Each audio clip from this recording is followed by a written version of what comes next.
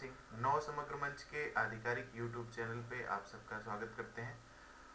दोस्तों, मैं आप लोगों के बीच में लगातार कुछ इस तरीके की सीरीज लेके आ रहा हूं जिससे आप लोग टीजीटी परीक्षा जो कि 7 और 8 अगस्त को संपन्न हुई थी, उसमें किस जिले में किस प्रकार की लीकेज देखने को मिली है, उसका पूरा पूरा साक्ष्य हम उन्हीं लोगों के माध्यम से प्रस्तुत अपने इस चैनल पे कर रहे हैं जो लोग वहाँ पे साक्षी रहे हैं।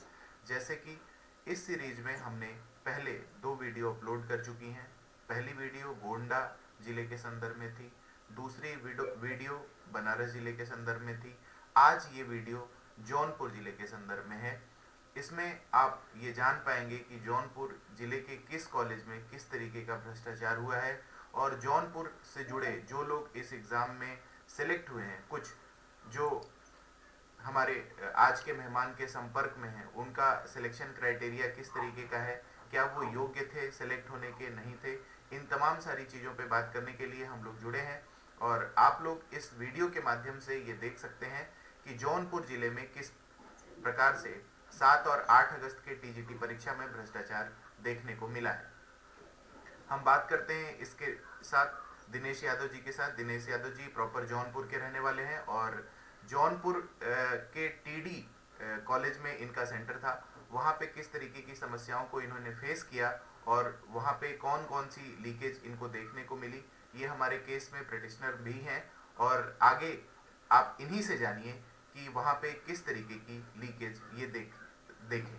दिनेश भाई प्लीज। शिवम भाई, मेरी परीक्षा जो है 8 अगस्त को द्वितीय पाली में थी जी और मेरा परीक्षा केंद्र जो था जौनपुर के टीडीपीजी कॉलेज में था। जी जी और जब हम परीक्षा केंद्र में गए जी तो हमने देखा कि हमारे परीक्षा कक्ष में एक एक डेस्क पर 3-3 बच्चे बैठे हैं। जी। एक हमें डेस्क तो पे लगा कि 3 जैसे बच्चे। हम हाँ शिवम भाई, एक डेस्क पे 3 बच्चे।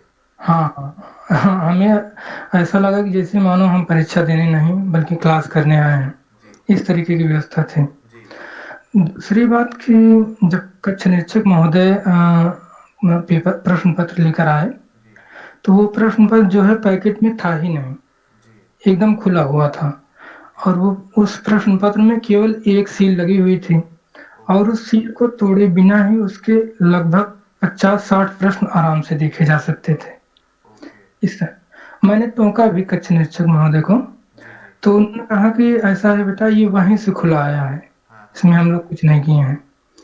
तो हमने कहा चलिए ठीक है। दिनेश भाई, आपको मैं यहाँ पे 1 मिनट रोकना चाहूंगा। दोस्तों, जो हाँ, दिनेश भाई हमें समझाने का प्रयास कर रहे हैं वो ये है कि जो पेपर का पैकेट, मतलब जिसमें पेपर पैक होके आता है, वो खुला हुआ था। उसी को दिनेश भाई बंडल बोल रहे हैं। वो पेपर का पैकेट प्रॉपर खुला हुआ था। पेपर को के जो क्वेश्चंस थे उनको रोकने के लिए, उनको छिपाने के लिए केवल पेपर पे एक जो पतली सी सील लगी होती है, सिर्फ वही लगी थी। आप लोग भी ये जानते हैं कि उस सील को बिना हटाए भी कम से कम 40 से 45 क्वेश्चन बड़े आराम से देखे जा सकते हैं। इसीलिए तमाम तरीके की परीक्षाओं में आजकल तो स्कूलिंग के भी जो एग्जाम्स हो रहे हैं, चाहे वो हाई स्कूल के हों, इंटरमीडिएट के हों, उसमें भी प्रश्न पत्र का सील बच्चों को दिखा के और बच्चों के सिग्नेचर से ही ओपन किया जाता है। लेकिन टीजीटी परीक्षा में ऐसा नहीं किया गया। ऐसी ऐसी लीकेज मेरे पास कम से कम उत्तर प्रदेश के 15 से 20 जिलों की है, जहां पे पेपर का बंडल प्रॉपर रूप से कक्षा में खोल के पहुंचाया गया है। ठीक है, तो यही चीज को दिनेश भाई यहाँ पे क्लियर करने के लिए कह रहे हैं कि उनका बंडल खुला हुआ आया था। चूंकि उसमें केवल एक सील लगी थी पेपर में, इसलिए कम से कम उस पेपर से ना चाहते हुए भी 40 से 45 क्वेश्चन बड़े आराम से देखे जा सकते हैं। ये अपने आप में एक बहुत बड़ा लीकेज है। हम आगे जानेंगे दिनेश भाई और क्या बताना चाहते हैं। अच्छा भाई, परीक्षा तो शुरू हुई जी और परीक्षा हो रही थी और परीक्षा समाप्त होने के लगभग 5 मिनट बाकी रहा होगा। जी। तभी अचानक एक परीक्षार्थी का स्मार्टफोन बजने लगा। क्लासरूम में हाँ हाँ, क्लासरूम में सभी चौंक गए, सब बच्चे। परीक्षा देते वक्त। हाँ हाँ, मात्र 5 मिनट बाकी था समाप्त होने में। जी जी तो सभी कक्ष निरीक्षक उसके पास दौड़ के गए जी और सभी बच्चों का ध्यान भी उसी की तरफ। जी तो कक्ष निरीक्षक जो थे उसको डांटने लगे जी और हमने तो सोचा कुछ कार्रवाई भी होगी, जी लेकिन कक्ष निरीक्षक महोदय ने उसे केवल डांट कर छोड़ दिया। तो हमने इस पर ऑब्जेक्शन लिया। हमने कक्ष निरीक्षिका महोदय से कहा कि मैडम उनका मोबाइल तो चेक कीजिए, आखिर उन्होंने इन 2 घंटों में क्या-क्या किया है, कितनी नकल की है, ये सब तो उजागर होना चाहिए। जी जी तो लेकिन कक्ष निरीक्षिका महोदय ने एकदम स्पष्ट मना कर दिया, कहा कि नहीं बेटा, परीक्षा समाप्त होने को है, अब हम कोई बवाल नहीं खड़ा करना चाहते, कोई रिस्क नहीं लेना चाहते। तो इस पर मामला रफा-दफा कर दिया उन्होंने। और जहाँ तक मेरा अनुमान है निशिम भाई, जी जी कि उस परीक्षा केंद्र में सैकड़ों बच्चे जो है स्मार्टफ़ोन लेकर गए होंगे और परीक्षा दिए होंगे, और परीक्षा देकर सकुशल स्मार्टफ़ोन के साथ वापस भी आ गए होंगे। दिनेश भाई, ऐसा ऐसा बोलने के पीछे आपका आधार क्या है? मतलब आधार ये है भाई कि जब हम एंट्री कर रहे थे हम लोग, जी तो उस समय चेकिंग के नाम पर केवल और केवल प्रवेश पत्र चेक किया जा रहा था, और कोई अपनी जेब बॉडी में का क्या लिए किसी भी प्रकार का चेकिंग नहीं किया जा रहा और था। कुछ नहीं, केवल केवल प्रवेश पत्र जल्दी-जल्दी में, और कुछ भी चेक नहीं किया जा रहा था। ओके। ये सब हुआ। और और दोस्तों एक बात इसमें और बता दें सिम भाई, जी जैसे जितना लीकेज हमने दिखाया है इस एग्जाम में, जी वो जान लीजिए कि वास्तविक लीकेज का 1% भी नहीं दिखा पाए हम लोग। जी जी 1% भी। जी एक घटना मैं बताऊं आपको। जी मेरे साथ का एक लड़का बीएड किया है, 18-20 बैच में थे हम दोनों। जी जी तो वो 2 साल मेरे साथ बीएड किया है, तो मैं उसको अच्छी तरह से जानता हूँ, उसको कितना आता है कितना नहीं आता है। जी जी वो 2020 में मेरे साथ सीटेट दिया, फेल हो गया। जी तो जब फेल हो गया तो उसने सीटेट की कोचिंग ज्वाइन कर ली। सी टेट के लिए। हाँ, सीटेट के लिए। जी सीटेट जबकि ऐसी परीक्षा है कि लड़के 1-2 हफ्ते पढ़कर जो है निकाल ले जाते हैं, कॉमन सेंस की बात होती है इसमें। जी जी जी तो उसने सीटेट की कोचिंग साल भर किया। जी उसके बाद फिर सन 2021 में सीटेट का एग्ज़ाम फिर दिया और जी फिर फेल हो गया। जी और अचानक से 2021 में उसका टीजीटी में सिलेक्शन हो गया। और सिलेक्शन हुआ भी तो अकेले ही नहीं, उसके एक सगे भाई का भी साथ में हुआ, जी और उन दोनों भाइयों का भी एकदम सेम नंबर है, एकदम सेम, एक्यूरेट। एकदम एक्यूरेट। ओके। क्योंकि उन लोगों ने जुगाड़ लगाया था, जी पास में ही बैठे भी थे। जी जी इस तरह की लीकेज हुई है। ओके। दोस्तों, दिनेश भाई ने हमारा ध्यान दो चीज़ों पे केंद्रीकृत करने के लिए विशेष तौर से ध्यान हमारा उधर फोकस कराया। वो पहला था कि एक जो परीक्षा केंद्र पे किस तरीके की लापरवाही बरती गई, जैसे कि एडमिट कार्ड के अलावा कोई फिजिकल चेकअप नहीं किया गया, जबकि ये इस तरीके का एग्जाम था कि इसमें अच्छे से जांच होनी चाहिए थी। कोविड भी उस समय लगभग लगभग एक समाप्ति के कगार पे था, ऐसी कोई बात नहीं थी। और अगर अगर फिजिकली चेक नहीं की गई थी तो कोई ऐसे गैजेट्स होने चाहिए जिसके थ्रू बच्चे अगर पास करें तो पता चल जाए कि उनके पास किसी भी प्रकार का इलेक्ट्रॉनिक गैजेट्स है।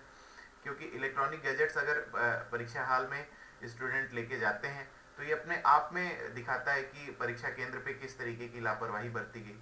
दूसरी चीज, दिनेश भाई ने एक हमारा ध्यान इस ओर केंद्रित कराया कि एक उनके जानने वाले हैं जिनका पढ़ाई लिखाई से किस तरीके का नाता है, वो इस एग्ज़ाम में सेलेक्ट होते हैं। सी टेट एग्ज़ाम को वो सालों की मेहनत पे क्वालिफाई नहीं कर पाते और टीजीटी के एग्ज़ाम में बड़े अच्छे मार्क्स के साथ क्वालिफाई कर जाते हैं, जबकि इतना हाई कट ऑफ गया है करप्शन की वजह से, उसमें भी वो बड़े आराम से सेलेक्ट हो जाते हैं। ये बात एक प्रश्नवाचक चिन्ह के रूप में जरूर हमें दिखती है। इसकी पुष्टि इसलिए हम नहीं कर सकते क्योंकि उसके पूरे आधिकारिक डाटा में हम नहीं जाते और ना ही हमने उनके पेपर देने के बाद उनसे मुलाकात की है। ये सिर्फ एक ऑब्जर्वेशन है हमारा कि अगर इस तरीके की बात है कि जो सालों की मेहनत करके सी टेट जैसे एग्जाम को क्वालिफाई नहीं कर सकता, वो बहुत आम सी बात है कि वो टीजीटी एग्जाम जिसमें कट ऑफ का लेवल इतना हाई गया हो उसको वो आराम से चेज कर लेता हो। ये अपने आप में कहीं ना कहीं हमारे पूरे परीक्षा प्रणाली पे प्रश्न चिन्ह खड़ा करता है। इस वीडियो के माध्यम से हम आप लोगों को यही सिम भाई, दिखाना चाहते थे। एक मिनट दिनेश जी, मैं आपको मौका देता हूँ। मैं यहाँ पे लगातार अपने वीडियो के माध्यम से आप लोगों के बीच में इसी तरीके की चीज को लेके आना चाहता हूँ कि मैक्सिमम आप लोग ये जान पाए कि टीजीटी भ्रष्टाचार का जो मामला नव समग्र मंच लड़ रहा है लखनऊ खंडपीठ के माध्यम से, वो कितना मजबूत है, हर जिले में किस तरीके की लीकेज है। और जिन लोगों को मैं अपने वीडियो सीरीज में लेके आता हूँ वे सभी लोग हमारे इस केस में पिटिशनर हैं, और वो लोग लगभग वहाँ पे जिस तरीके की लीकेज को बताया है, जिस तरीके की चीज़ों को वहाँ के शेयर किया है, मुझे लगता है कि उससे हमारा केस बहुत मजबूत है और इसीलिए हमारी कोई भी याचिकाएं नहीं खारिज हुई हैं। 4 याचिकाएं हमने बैक टू बैक डाली है, एक कंटेम्प्ट किया है।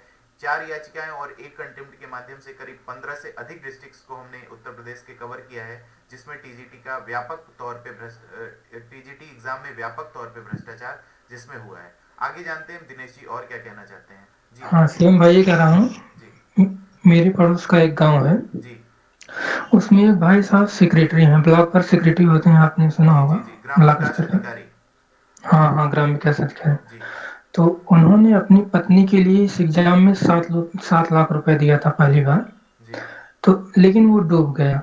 डूब गया। फिर उन्होंने किसी किसी दूसरे दलाल को पकड़ा और उसको 8 लाख दिया। जी दूसरी बार वो सफल हो गया और इस एग्जाम में उन्होंने अपनी पत्नी का चयन करवा लिया है, कुल मिलाकर 15 लाख रुपए खर्च करके। तो मेरा कहने का ये मतलब है सीएम भाई, मैनेजमेंट स्तर से इस एग्जाम में बहुत धांधली हुई है, क्योंकि अपने जिले में सेंटर था और अपने जिले में लोगों की तमाम रिश्तेदारियां होती हैं, तमाम जान पहचान होती हैं, तो लोगों ने इसका खूब फायदा उठाया है और हमें पता भी नहीं चला है। जी दिनेश भाई, हमें दोस्तों ये समझाना चाह रहे हैं बेसिकली कि एग्ज़ाम चूंकि नोटिफिकेशन में इन्होंने दे रखा था कि एग्ज़ाम मंडल स्तर पे ही इसके परीक्षा केंद्र निर्धारित किए जाएंगे, लेकिन जब एडमिट कार्ड आने की बारी होती है तो परीक्षा केंद्र को जिले स्तर पे बना दिया जाता है और हवाला कोविड का दिया जाता है। इसके लिए हम लोग हाई कोर्ट भी जाते हैं, लेकिन हाई कोर्ट से भी कोई बहुत राहत नहीं मिलती है। उसके कई कारण हैं, उसमें हम नहीं जाना चाहेंगे, लेकिन हाई कोर्ट से भी हमें प्रॉपर राहत नहीं मिलती है और एग्जाम ये जिले स्तर पे ही कराने में सफल हो जाते हैं। अच्छा, ओके और ओके। इस वजह से इस पूरे परीक्षा में व्यापक तौर पे भ्रष्टाचार और देखने को मिलता है। शायद अगर ये एग्जाम मंडल पे आयोजित हुआ होता तो इस तरीके का भ्रष्टाचार वहां पे नहीं हुआ होता, जो कि जिले स्तर पे देखने को मिला है। और इसी बात को दिनेश भाई समझाने का प्रयास कर रहे हैं। आप लोग देख रहे हैं कि किस तरीके से पैसे दे दे के, जो मतलब अगर कोई ये बोल रहा है डायरेक्ट आके हमारे सोशल मीडिया प्लेटफॉर्म पे कि शिवम भाई इस तरीके की चीजें रही हैं, तो आप लोग इतना तो सोच सकते हैं कि इस एग्जाम में भ्रष्टाचार का जो स्तर है वो निश्चित रूप से बहुत ज्यादा है। तभी कोई सोशल मीडिया पे आके इस तरीके की स्टेटमेंट दे सकता है। अन्यथा की स्थिति में अगर केवल अफवाह जैसी बातें रहती तो कोई इस तरीके की स्टेटमेंट देने से बचता। हालांकि ये सारे मुद्दे तो जांच के विषय हैं, इस पे जांच होनी चाहिए और इसमें कहां तक सच्चाई है उसके तह तक जाना चाहिए। नौ समग्र मंच लगातार टीजीटी भ्रष्टाचार पे मजबूती से काम कर रहा है। हमने पहले भी आप लोगों को अपने वीडियो के माध्यम से बताया है और आज भी बता रहे हैं कि नौ समग्र मंच का जो पूरा केस है टीजीटी भ्रष्टाचार में, वो इतना मजबूत है जिसपे इस एग्जाम को कैंसिल होने से मुझे नहीं लगता कि इसमें कोई शक है। ये एग्जाम 100% कैंसिल होने जा रहा है। जनवरी के फर्स्ट वीक में 99% हमें डेट मिलने जा रही है और वो डेट सिंगल बेंच में हमारी फाइनल डेट होगी। उसी दिन ये डिसाइड हो जाएगा लगभग कि एग्जाम में किस तरीके का ऑर्डर निकल के आता है। आखिरी रूप से आयोग को 2 हफ्ते का समय दिया गया है। चूंकि 2 हफ्ते के बाद विंटर वैकेशन स्टार्ट हो रहे हैं, जैसा कि आप सब लोग जानते होंगे, इस वजह से डेट हमारी लगभग जनवरी में जा रही है और जनवरी की पहली सुनवाई में मुझे पूरी उम्मीद है, जिस तरीके के मामले हमने कोर्ट के सामने रखे हैं और कोर्ट ने उस पर अब तक जिस तरीके का अपना ओपिनियन दिया है, उससे हम पूरी तरीके से आशान्वित हैं कि इस एग्जाम को कैंसिल होने से कोई नहीं रोक सकता। हम आगे चाहेंगे कि दिनेश भाई अपनी कौन सी बात कहना चाहते हैं और इसके बाद इस वीडियो सेशन को हम यहीं पे खत्म करेंगे। जी दिनेश बस जी। इतनी ही सूचना थी मेरे पास सीएम भाई। अच्छा, दिनेश जी के पास इतनी सूचना थी जो कि उन्होंने यहाँ पे पूरा बताने का प्रयास किया। इस वीडियो के माध्यम से जौनपुर जिले में जो किस लेवल का भ्रष्टाचार हुआ है वो आप लोग जान सकते हैं। साथ ही साथ हमारे YouTube चैनल को सब्सक्राइब कर सकते हैं। इस तरीके की वीडियो सीरीज हमारे चैनल पे लगातार अपलोड होती रहेगी, जिसके माध्यम से आप लोग ये जान सकते हैं कि टीजीटी एग्जाम में किस लेवल का भ्रष्टाचार हुआ है डिस्ट्रिक्ट वाइज। ये आज उसका तीसरा कड़ी था, मतलब तीसरा जिला था। पहला मैंने बताया गोंडा, दूसरा बनारस, आज तीसरा जौनपुर जिले था। ऐसे ही करीब करीब 10-12 जिले पे हमारे वीडियो लगातार आते जाएंगे, जिसको देखने के बाद आप लोग ये पूरी तरीके से आश्वस्त हो सकते हैं कि इस एग्जाम में किस तरह से भ्रष्टाचार किया गया है और कितना स्टूडेंट के फ्यूचर के साथ खिलवाड़ किया गया है। इसी के साथ हम इस वीडियो को यहीं पे समाप्त करना चाहते हैं। जो लोग हमारे टेलीग्राम ग्रुप से नहीं जुड़े हैं, वो हमारे इसी वीडियो के डिस्क्रिप्शन में टेलीग्राम ग्रुप की लिंक होगी और इसी वीडियो के कमेंट सेक्शन में टेलीग्राम ग्रुप की लिंक पिंड होगी। वहां से जाके आप हमारे टेलीग्राम ग्रुप से आसानी से जुड़ सकते हैं और हमारे मुहिम को मजबूती प्रदान कर सकते हैं। आप सबका बहुत बहुत धन्यवाद।